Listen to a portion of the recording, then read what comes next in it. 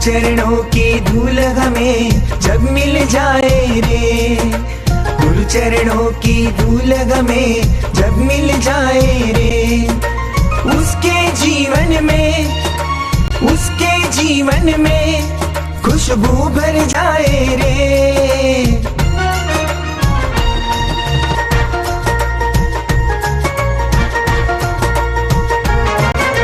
सुनील सागर गुरुवर मेरे सबसे प्यारे प्यारे हैं, इनके ही आशीषों से मेरा जीवन रोशन है।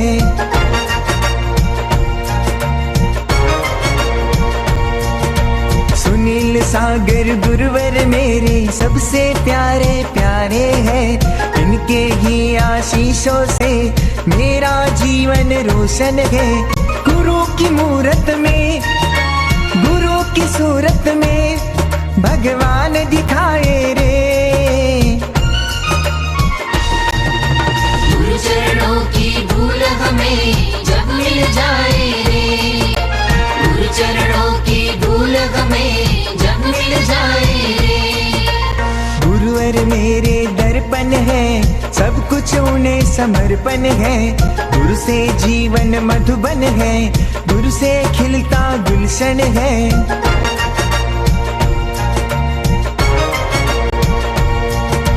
गुरुवर मेरे दर्पण है, सब कुछ उन्हें समर्पण है। गुरु से जीवन मधुबन है, गुरु से खिलता गुलशन है। गुरु ही भक्तों को, गुरु ही शिष्यों को भगवान बनाए रे।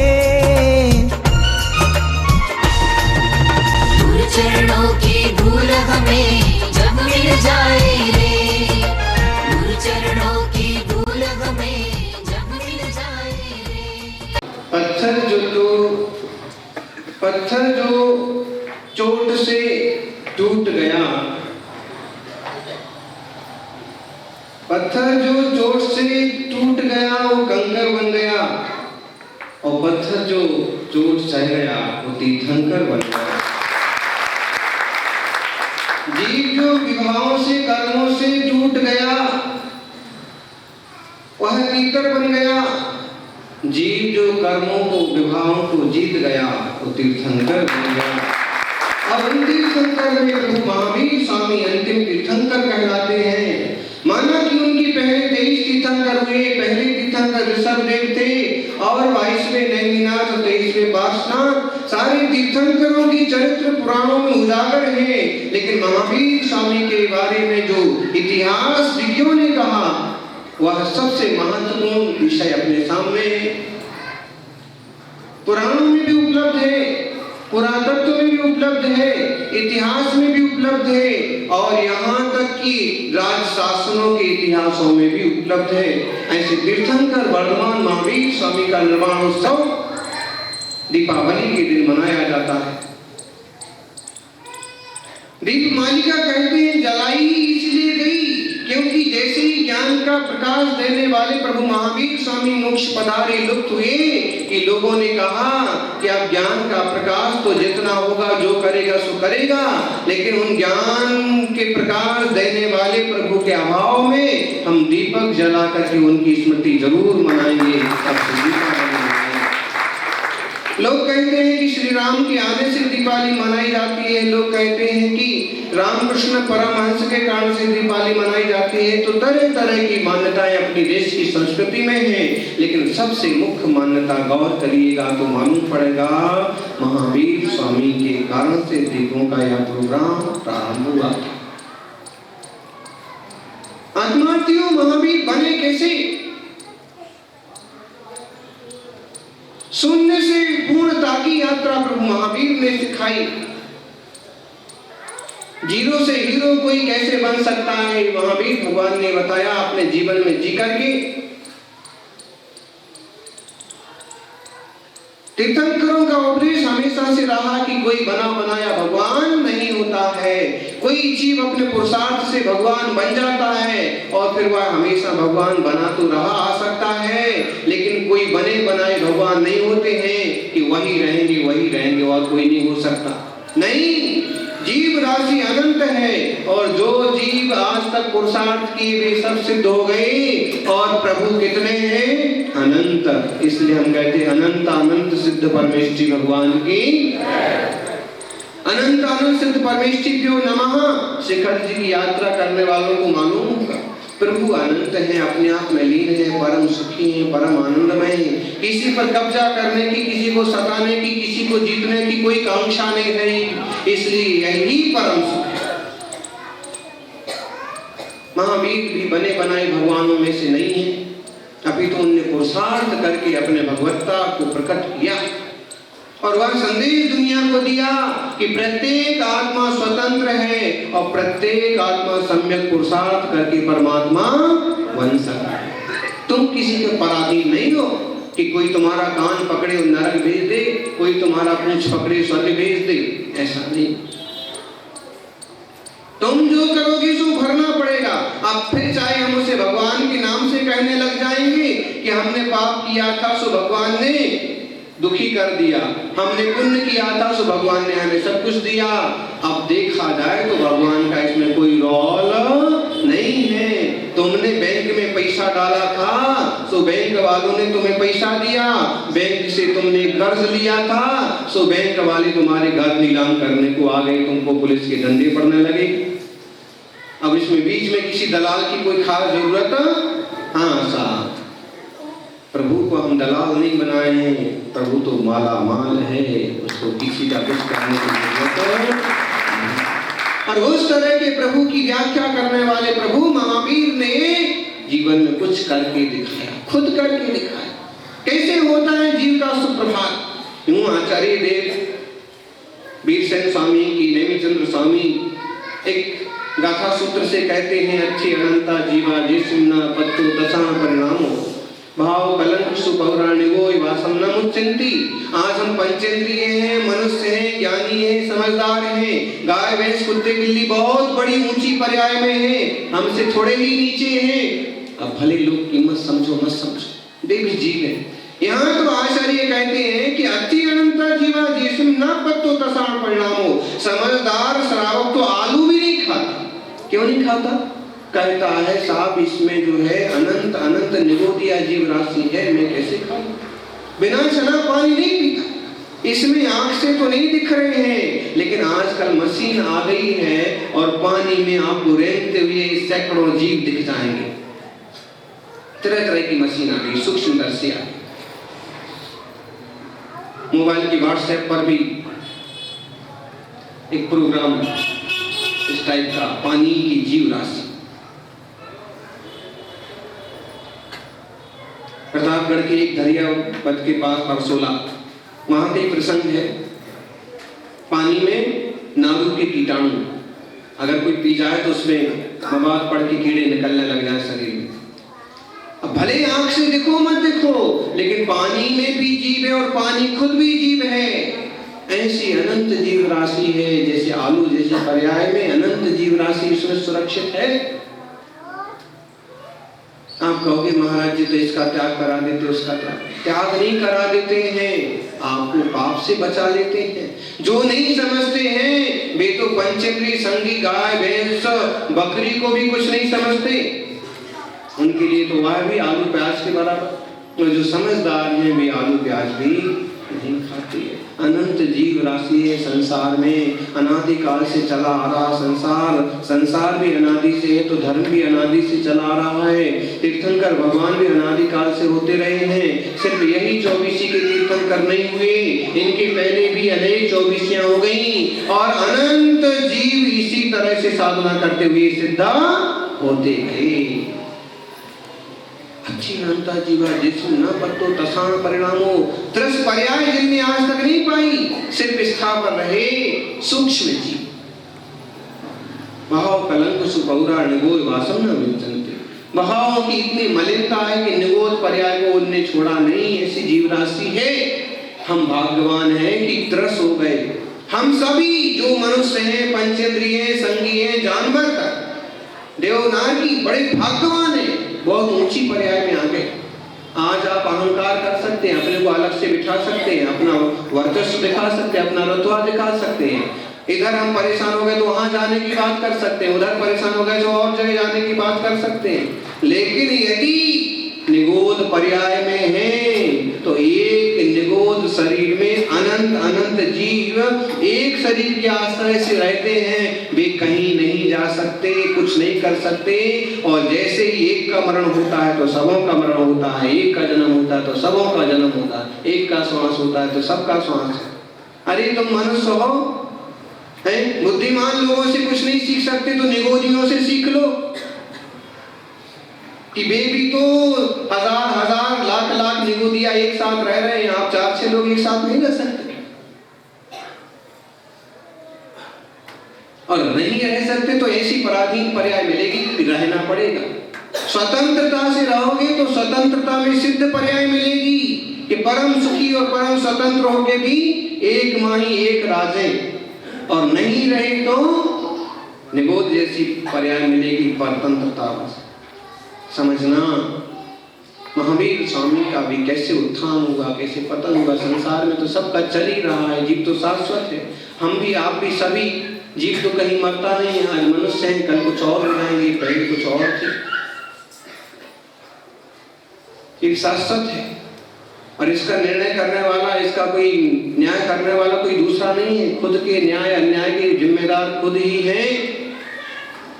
कहते हैं कैसे जीव का भाग्य बदलता है, कैसे भील भी भगवान बन जाता है, तीर्थंकर भी तीर्थंकर बन जाता है, कंकर भी शंकर बन जाता है, और गॉड भी, डॉग भी गॉड बन जाता है। कैसे?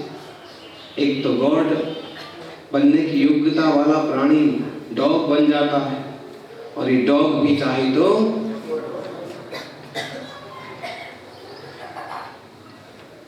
भील से भगवान कैसे बने? कहते हैं भोर का समय था, विदेह क्षेत्र का प्रांगण, पुंडरीकणी नगर के पास की मधुक नाम की नगरी। मधु उस छोटी सी पल्ली का, छोटे से गांव का भारी भयंकर जंगल, और जंगल में भोर में निकले भील और भीलें। भोर में जाएंगे, बहुत सारे जानवर सोते मिलेंगे, रास्ता सूझता मिलेगा और आसानी से शिकार हो जाएगा। शिकार करने लगे।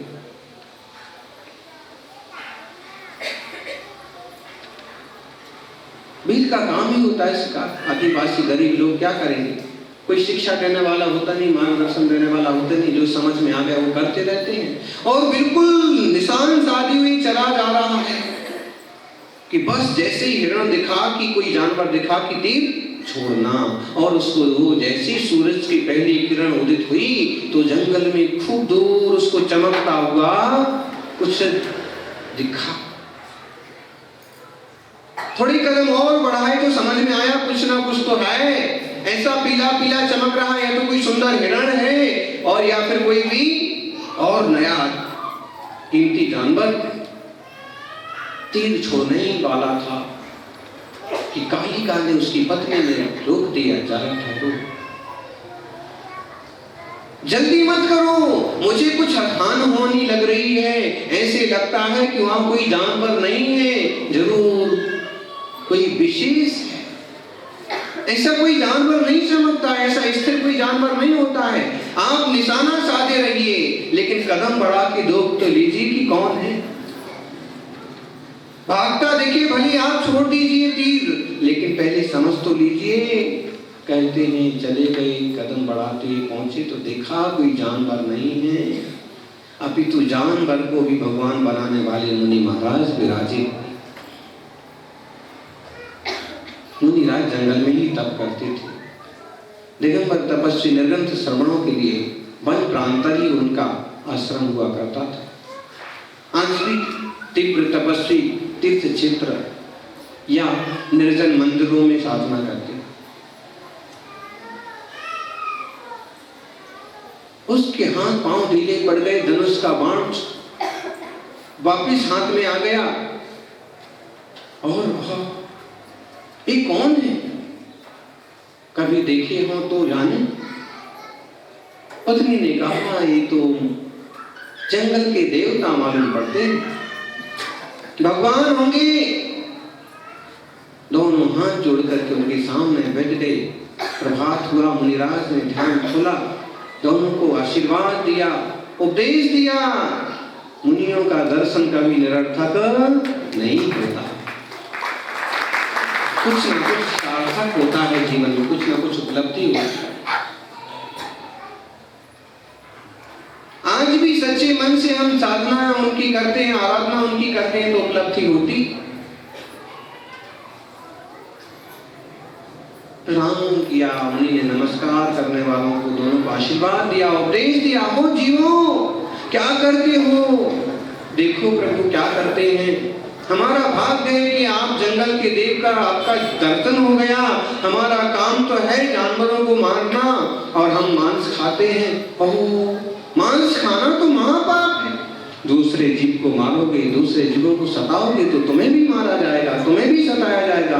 अरे तुम कितने जन्म जन्म के सताए हुए आज मनुष्य हो गए, लेकिन दुर्भाग्य से तुम भील हुए। ऐसी जाति में जन्म मिला जहाँ तुम्हें सम्यक उपदेश भी नहीं मिल सकता, कोई तुम्हें समझा भी नहीं सकता, और कोई तुम्हें समझाए तो तुम्हें आसानी से समझ में नहीं आए। जन्म जन्म से तुम ही तो मारे जा रहे हो दूसरों के द्वारा। ये बिल्कुल गलत काम है। जानवरों को मारना छोड़ो, मांस खाना छोड़ो। भील कहता है कि प्रभु बिल्कुल नहीं हो सकता। इस मधुप नाम की पल्लिका में राजा हूँ, मैं मुखिया हूँ, सारे भील मेरे सहारे हैं, और वे कोई भी शिकार करते हैं, कोई भी काम करते हैं तो कुछ ना कुछ अंश ला करके मुझे देते हैं। ऐसे में मुझे सब स्वीकार करना पड़ता है। दूसरा, खाने पीने के लिए हमारे लिए है क्या जंगल में? कई बार तो फल फूल भी नहीं मिलते और हमें यही खाना पड़ता है। हमसे यह नहीं हो सकता। कहते हैं मुनिराज ने कहा, हिंसा छोड़ो, झूठ छोड़ो, नहीं छोड़ सकते हो, कोई भी एक नियम ले लो। हम जैसे पापी लोग क्या नियम पाल सकते? मुनि ने कहा कि संसार में शाश्वत पापी कोई नहीं होता है। आज तुम जो भील की पर्याय में हो, यही भील कभी भगवान बन सकता है। एक कोई संकल्प करो। कोई भी कहा कि ये छोड़ो वो छोड़ो, कुछ नहीं छोड़ सकता है। रात का भोजन छोड़ना तो बहुत बड़ी तपस्या है, नहीं छूटता। मुनि महाराज ने विचार करके कहा, सागर सेन मुनिवर बोले, अहो कम से कम कौए का मांस तो छोड़ सकते हो। हाँ, ये पक्षी बहुत खराब होता है, इसको चांडाल माना जाता है, इसका मांस तो वैसे भी कोई नहीं खाता है, हम इसका मांस का त्याग कर सकते हैं। कहते हैं उतना छोटा नियम लिया, लेकिन नियम वृक्ष चाहे छोटा हो चाहे बड़ा हो, परीक्षा एक दो बार जोरदार होती ही होती। कहो तुम यहाँ रात्रि भोजन त्याग करके गए और वहां तुम्हारे लिए मुख्यमंत्री के साथ डिनर का निमंत्रण मिल जाए, रात्रि भोज का निमंत्रण मिल जाए। अब तुम्हारे ऊपर निर्भर करता है कि तुम अपने व्रत का पालन अच्छे से करते हो कि सिर्फ व्यवहार में पढ़ करके अपने व्रत को। तो बुद्धिमान तो व्यवहार भी निभा लेगा, व्रत भी पाल लेगा, और लोलुपी जो होगा वो उसके साथ भी यही प्रसंग हुआ। बीमार पड़ गया, कोई औषधियां न सूझी। कहते हैं डॉक्टर वैद्य आके चले गए, लेकिन कुछ भी नहीं बनता, किसी से नहीं सुधरा, मरणासन स्थिति हो गई।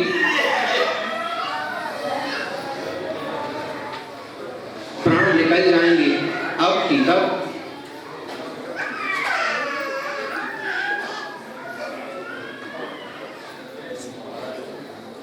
पत्नी ने समझाया, देखो जी आपके बिना कैसे चलेगा, हम सबका क्या होगा। और वैद्य आना हकीम आना जारी था। एक वैद्य ने गारंटी के साथ कहा कि यदि कौवे के मांस के साथ हमारी औषधि खाए तो सही हो जाएगा, लेकिन वह खाने को तैयार नहीं। देखो जी इतनी सी औषधि खा लो, आप सही हो जाएंगे, ठीक हो जाएंगे। तो उसने कहा कि नहीं। सबका रोना धोना चालू हो गया, आप नहीं खाएंगे तो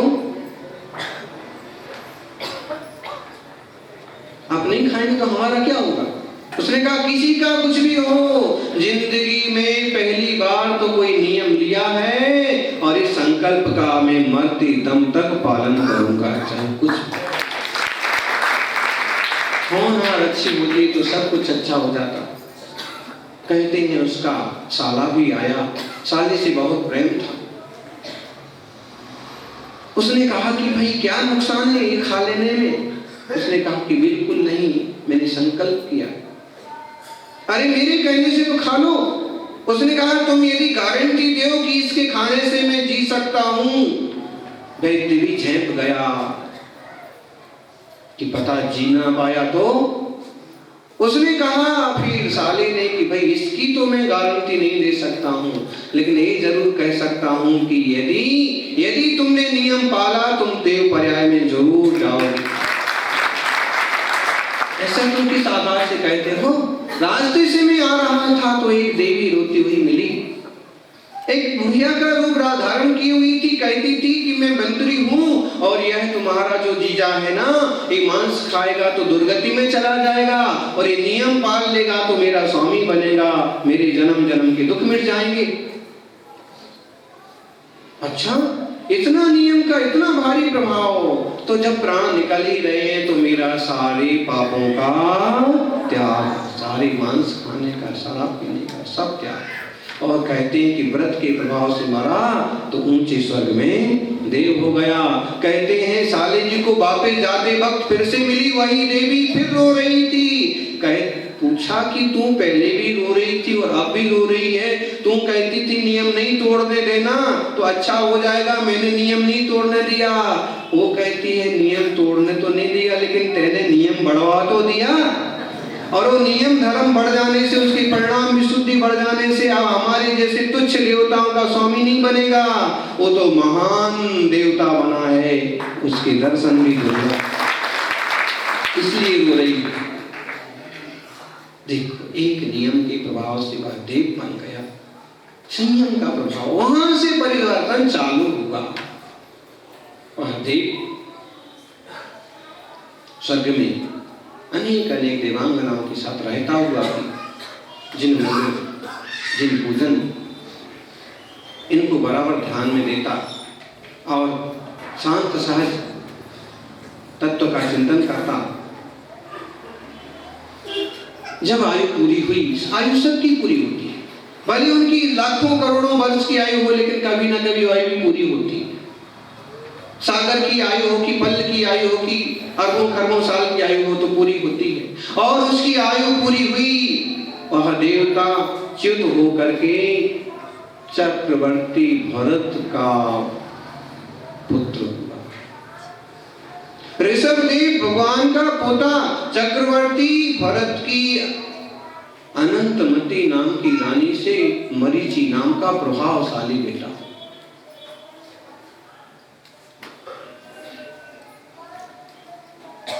देखने में सुंदर, बुद्धिमान, समझदार। देखो कहां भी वो कहां चक्रवर्ती का पुत्र, तीर्थंकर का पोता, प्रभावशाली सुंदर वह बेटा। कहते हैं राजपुत्रों में अलग से दिखता था। प्रभु तीर्थंकर ऋषभ के समोषण में गया, समोषण का वैभव देखा। प्रभु ऋषभ के साथ वह भी प्रवर्जित हुआ, दीक्षित हुआ, दीक्षा से च्युत हुआ, क्योंकि जो तपस्या ऋषभ देव ने की हुआ उसको नहीं जमी और 4000 राजाओं में उसका भी नंबर आया कि जो व्रत पाल नहीं पाया। बाद में जैसे केवल ज्ञान हुआ तो सारे राजे महाराजे तो सही लाइन पर आ गए, लेकिन यह नहीं सुधरा। फिर उसने एक बार तीर्थंकर के पास जाके मालूम किया मेरी क्या होनहार है। चक्रवर्ती ने प्रश्न किया, भगवान अपने कुटुंब में आपके जैसा और कोई होगा क्या? तो कहते हैं प्रभु की दिव्य ध्वनि घेरी, हे चक्रवर्ती, तुम्हारा यह जो बेटा है मरीचि, यह भी तीर्थंकर होगा। अपने आपके कुटुंब में एक बार और तीर्थंकर। मरीचि को इस बात का भयंकर अहंकार आ गया हो, जब मैं खुद तीर्थंकर हूं, मैं खुद तीर्थंकर होने वाला हूं, तो किसी की पराधीनता क्यों लेना, किसी की सभा में क्यों बैठना, किसी के सामने क्यों जाना। अरे हमारे दादा हुए तो क्या हुआ, लेकिन मैं भी अपने आप में तीर्थंकर हूं। और वह वहां से च्युत हुआ, वहां से निकला कि बाद में उसने तरह तरह की बातें पैदा कर दी, तरह तरह के संप्रदाय पैदा कर दिए, तरह तरह के धर्म पैदा कर दिए, तरह तरह की मान्यताएं पैदा कर दी। इतने साधु वेश धारण किए, इतने रूप बदले और उसने तरह के संप्रदाय, फिर भी साधुता के अंश होने के कारण से वह जीव स्वर्ग गया। स्वर्ग तो चला गया, लेकिन कुधर्म के रास्ते भी, जिन मार्ग से लोग भ्रमित हो गए और तरह तरह की मान्यताओं से तब से पड़ गए, वह चक्रवर्ती का बेटा मरीचि स्वर्ग गया और स्वर्ग से च्युत होकर के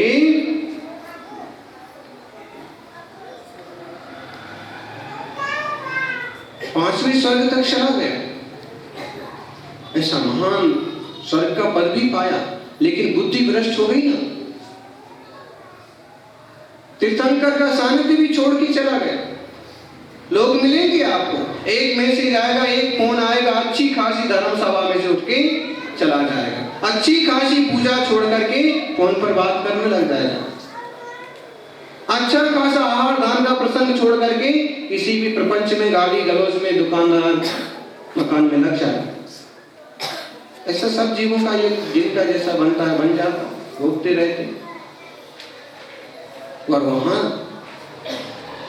स्वर्ग तो चला गया, वहां से आया, च्युत हुआ, और वहां से आया अयोध्या में ही कपिल नामक ब्राह्मण की जटिल नामक पुत्र हुआ। था खूब बुद्धिमान, क्षत्रिय था, अब ब्राह्मण हो गए। जीव कितने रूप बदलता है। चक्रवर्ती का बेटा था, अब ब्राह्मण का बेटा। खूब बुद्धिमान था, वेद शास्त्रों का पारंगत था,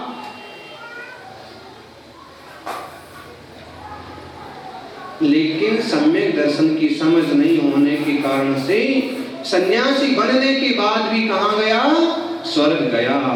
सौधर्म स्वर्ग में देव हुआ, वहां से आकर के सौधर्म स्वर्ग की सुख भोगने के बाद वापिस पुष्यमित्र नाम का ब्राह्मण हुआ। स्थूणागार नाम के नगर में ब्राह्मण भारद्वाज के यहाँ पुष्यमित्र नाम का ब्राह्मण हुआ। वहां भी उसको यही ज्ञान था, शास्त्रों का, पुराणों का, वेदों का ज्ञान था। लोगों की पूजा पाठ क्रियाकांड कराता, लोगों को तरह तरह की संप्रदायवाद पर आगे बढ़ाता, और वह जीवन भर उस तरह से साधु जैसा रूप धारण करके इस तरह के काम करता हुआ फिर आचार विचार अच्छा होने से वापस स्वर्ग में, सौधर्म स्वर्ग में देवता हो गए। वहां 2 सागर की आयु होगी। वहां से आकर के फिर अग्निसह नाम का ब्राह्मण हुआ। अग्निभूति ब्राह्मण की, श्रुतिका नाम की स्त्री से अग्निसह नाम का महान हठी योगी, कई दिन तक भूखे प्यासे रह के तपस्या करने वाला, पंचाग्नि तप तपने वाला अग्निसह नाम का वह सन्यासी हुआ। और उस टाइप की तपस्या करके आखिर तब तो किसी भी प्रकार से किया जाए, आचार विचार की शुद्धि हो तो भी जीव देवता तो बन ही जाता है। देखो पर्याय बहुत भारी नहीं, एक सादा रात्रि भोजन का त्यागी, सादा आचार विचार सुरक्षित रखने वाला जीव भी उतना पुण्य बहुत है देव बनने के लिए। वह अग्निशः वहां से 7 सागर की आयु वाला महेंद्र स्वर्ग का देव हुआ। वहां से आकर के अग्निमित्र नाम का ब्राह्मण हुआ। अग्निमित्र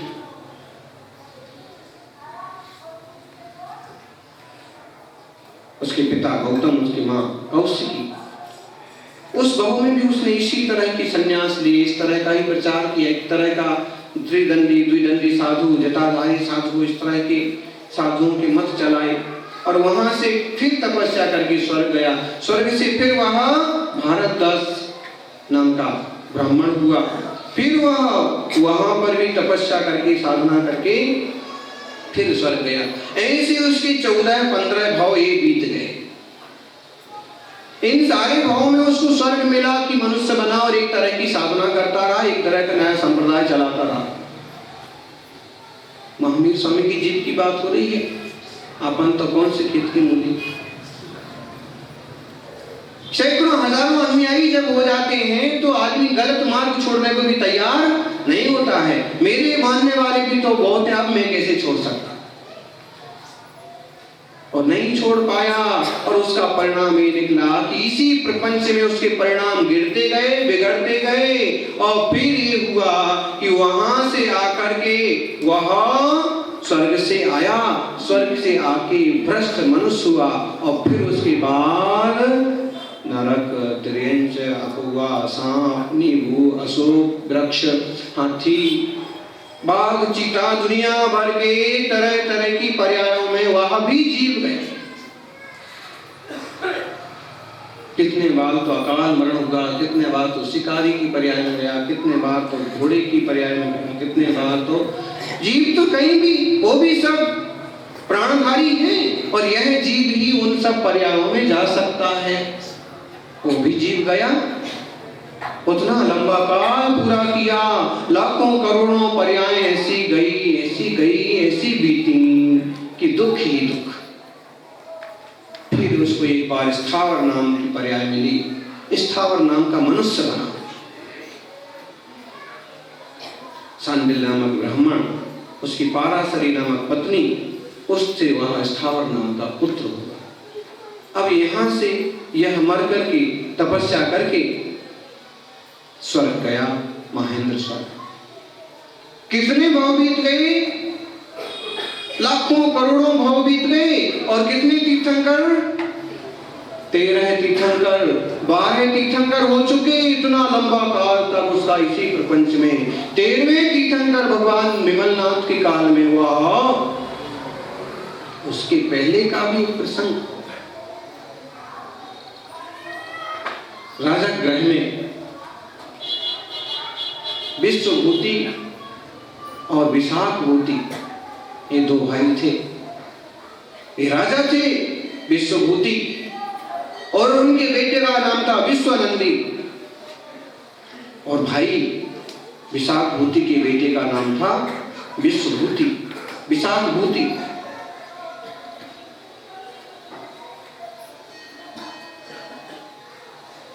संसार के प्रपंच को देख करके विश्वभूति सम्राट ने अपने छोटे भाई को राज दिया।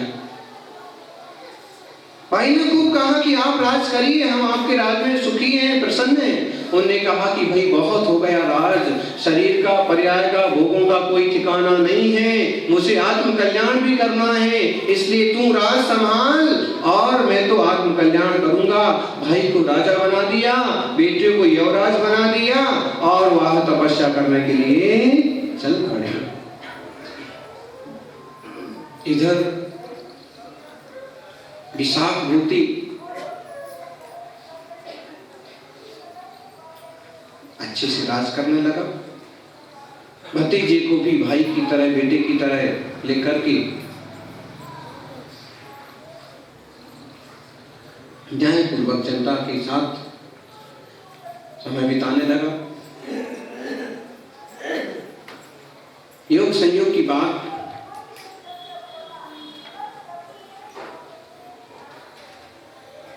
कहीं किसी दूसरे राजा ने आक्रमण कर दिया। तैयारी कर रहे थे विशाखभूति। इसी बीच विश्वनंदी ने कहा, तात आज हमारे पितृव्य हैं, पिता के समान हैं, काका हैं, आपको खुद को युद्ध पर जाने की जरूरत नहीं है, आप हमें आज्ञा दीजिए, हम विजय करके आएंगे। हट करने पर उनने भी कह दिया, अच्छा ठीक है, आप चले जाओ।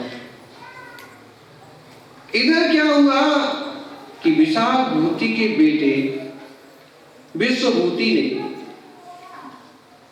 विश्वनंदी तो यहाँ युद्ध पर गया और जो विश्वभूति था चचेरा भाई, इसका भारी बड़ा सारा उद्यान था, बड़ा सारा बगीचा था, तरह तरह के पेड़ पौधे फूल फल, उसमें तरह तरह की संरचना, उस जल ग्रह कीड़ा ग्रह और कितने तरह की, और उसको देख करके इसका मन लुभा गया और इसने कहा कि ये सारा उद्यान तो मेरे नाम पर होना चाहिए। धन संपत्ति में भाई भाई कैसे कटुता को प्राप्त हो जाते हैं उसका उदाहरण। चाचा ने एक दो बार समझाया, उसके पिता ने समझाया कि बेटे विश्वनंदी का है, इस पर कब्जा मत करिए, दूसरा बना देंगे। वो नहीं माना, यही चाहिए और बेटे के मुंह में आके उसको वहां दे दिया। विश्वनंदी युद्ध के बाद जब वापस आया, जीत करके जब वापस आया, सारी की सारी बात मालूम पड़ी तो उसको बहुत खेद हुआ। बताइए काका ऐसा करने लगे। उसने संदेशा भेजा कि भाई तेरे को चाहिए तुम दूसरा ले ले, लेकिन इस पर कब्जा मत कर, ये मेरी सुविधा के हिसाब से मेरे अच्छे के लिए मैंने बनाया। फिर भी नहीं माना, बुला करके भी समझाया, बुला करके समझाया तो और उल्टा बोलने लगा, ये तो बगीचा मेरा है, मैं ही रहूंगा। अरे भाई मेरा है और तुम कब्जा करके बैठा है, तुम मांगता तो मैं दूसरा भी बना देता, मांगता तो ये भी दे देता, लेकिन तूने ऐसा किया, ये बिल्कुल गलत है, तुझे खाली करना पड़ेगा, जाना पड़ेगा यहाँ से। वो भी अकड़ के बोलता है कि नहीं, मैं इसी में ही रहूंगा, यहीं पर रहूंगा, तुम्हारे में दम हो तो तुम ले लो। विश्वनंदी में दम की कोई कम थी? गुस्से में आकर के उसने जैसे उसको हड़क आया तो भागा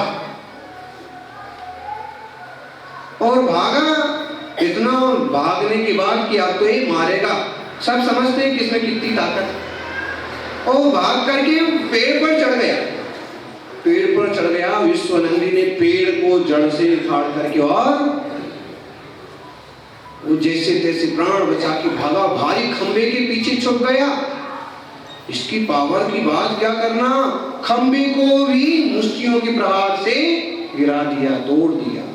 वहां से भागा प्राण बचाने के लिए। इसने कहा कि तुम भाग करके प्राण नहीं बचा सकता, ठहर जा, आखिर तू मेरा भाई है, तेरे को जो चाहिए सो तू ले, लेकिन अब भागने की जरूरत नहीं।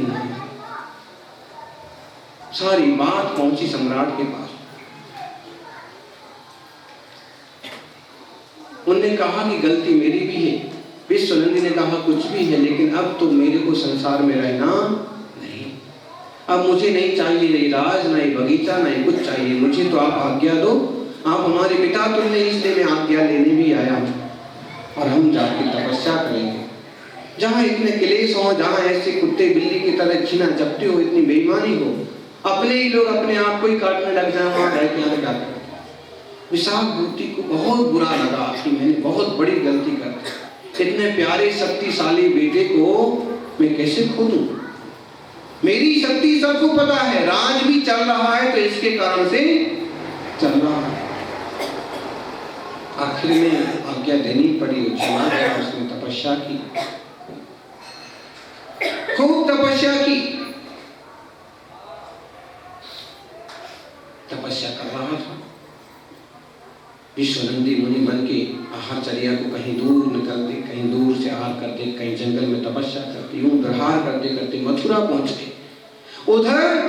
उधर कुछ वर्षों बाद विशाखभूति को बहुत क्लेश हुआ कि आज ये सारे राजन लोग जो मेरे को परेशान कर रहे हैं, आज जो मेरा बेटा ही बढ़ चढ़ के मेरे को धुतकारता है और बेशनी होकर के भी मेरी कोई कीमत नहीं करता, ये सब मेरी गलती से हुआ और मुझे भी अब इस संसार में फंसना नहीं, मैं भी अपने पापों का प्रक्षाल करूंगा और आखिर अपने बेटे को विश्वभूति को राज देके वो भी तपस्या को निकल। ये विश्वभूति भ्रष्ट हो गया। एक तो जवानी पर भी पद, जवानी तीन चीजें ऐसी हैं कि एक आने पर आदमी भ्रष्ट हो जाता है और तीनों किसी को मिल जाए तो भगवान ही उसको बचाए। कोई भाग्यवान जीव होगा तो बचेगा, नहीं तो एक तो युवावस्था, उसके ऊपर धन और उसके ऊपर पद, तीनों चीजें मिल गई, बुरी तरह भ्रष्ट हो गया और आसपास के राजाओं ने सारा राज नोच नोच करके पूरा कब्जा कर लिया। प्राण बचा के वो भागा, किसी सामंत की शरण में आ गया और उसका दूत बन के रहने लगा। क्या? अगर व्यक्ति व्यसनी हो जाता है, कहीं मार्ग चूक जाता है, मार्ग भ्रष्ट हो जाता है, तो सम्राट को भी दूत का काम करना पड़ सकता है, चौकीदारी करना पड़ सकता है।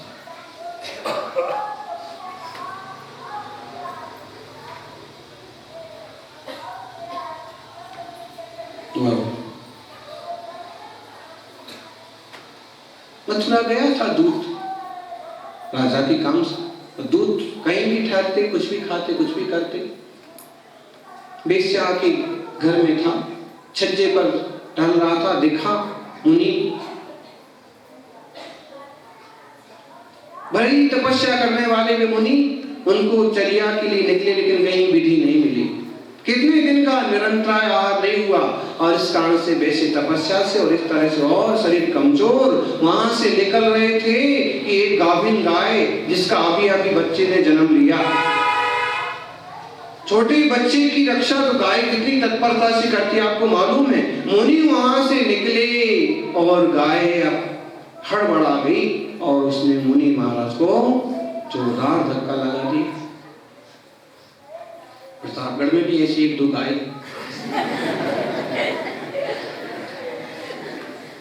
मुनि महाराज गिर पड़े, विश्वभूति उनको पहचान गया और पहचानने के बाद उठाने के लिए कि नमस्कार करने के लिए तो छोड़ो, वहीं से हंसी ठट्टा करने लगा। अरे ये विश्वनंदी, कहां गई तेरी वह ताकत कि जो पेड़ को भी उखाड़ देता था और पत्थर के खंभे को भी तोड़ देता था। जरा सी गाय ने धक्का दे दिया, तुम गिर गया। फिर हंसी। मुनि महाराज को भी खूब बुरा लगा। एक सादा श्रावक भी होता तो भी हाथ देकर के उठाता, मुनि को वंदन करता और ये मजाक करता है। खूब क्लेश हो गया और नहीं संभाल पाए वे अपने आप को और मन में ये आ ही गया कि इसकी हंसी का एक बार तो मजाक चखाना ही पड़ेगा। फिर भी अपने आप को कैसे भी संभाल लिया, समाधि मरण करके स्वर्ग में देवता हुआ। लेकिन ये जो क्लेश पैदा हो गया था जिसको मजा चखाना पड़ेगा, उसका परिणाम ये हुआ कि त्रिपृष्ठ नाम का नारायण हुआ, अर्ध चक्रवर्ती हुआ। नारायण के भाव का प्रसंग बाद में समझेंगे। जय बोलिए महावीर भगवान की।